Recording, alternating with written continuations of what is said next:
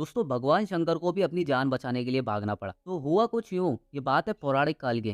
धरती पर वृक्कासुर नाम का राक्षस था और वहीं पर नारद जी सैर करने आए थे। अब नारद जी की मुलाकात होती है वृक्कासुर से। तो वृक्कासुर नारद जी से पूछ लेता है कि ब्रह्मा विष्णु महेश इन तीनों भगवानों में से कौन सा ऐसा भगवान है जिसकी तपस्या करूं और वो जल्दी खुश होकर मुझे वरदान दे। अब यहाँ पर नारद जी समझ गए थे कि मैं फंस गया हूँ, क्योंकि वृक्कासुर एक राक्षस था। अब यहाँ से बचने के लिए नारद जी शंकर भगवान का नाम लेते हैं और बोलते हैं, शंकर भगवान की तपस्या करोगे तो वो जल्दी खुश होकर मनचाहा वरदान देंगे।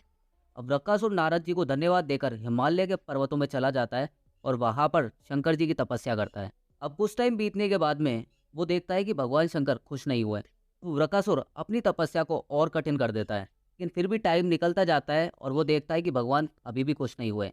तो वृक्कासुर क्या करता है, भगवान शिव को खुश करने के लिए अपने शरीर के टुकड़े काट काट के यज्ञ में डालना शुरू कर देता है।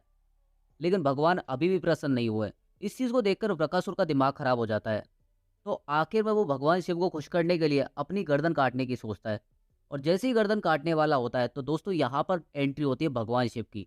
और शंकर भगवान जैसे ही आते हैं तो बोलते हैं, मैं तुम्हारी तपस्या से खुश हुआ, मांगो जो मांगना है। बकासुर यहाँ पर खुश होने की बजाय नारद की शिकायत करने लगता है और बोलता है, नारद ने मुझे धोखा दिया। लेकिन फिर भी वो वरदान मांगता है और बोलता है, मुझे एक ऐसा वरदान दो मैं जिसके भी ऊपर सर पे हाथ रखूं तो वो वहीं का वहीं भस्म हो जाए। अब शंकर भगवान सोचते हैं कि पता नहीं कैसा वरदान मांग रहा है, लेकिन फिर भी वो बोलते हैं तथास्तु। और जैसे ही वरदान देके जाने वाले होते हैं तो बकासुर भगवान शिव को रोक लेता है और बोलता है, नारद ने मुझे धोखा दिया। तो भगवान शिव कहते हैं, ये तो तुमने मुझे पहले बता दिया। बकासुर कहता है, क्या पता आप भी मुझे धोखा दे रहे हो, आप जो वरदान दे रहे हो वो दिया ही ना हो। तो सुनकर भगवान शिव कहते हैं, तुम इसे आजमा कर देख लेना। तो वृकासुर कहता है कि मैं सबसे पहले इसे आपके ऊपर ही आजमाता हूँ। इस बात को सुनकर शिव जी के होश उड़ जाते हैं और वो वहां से भाग लेते हैं।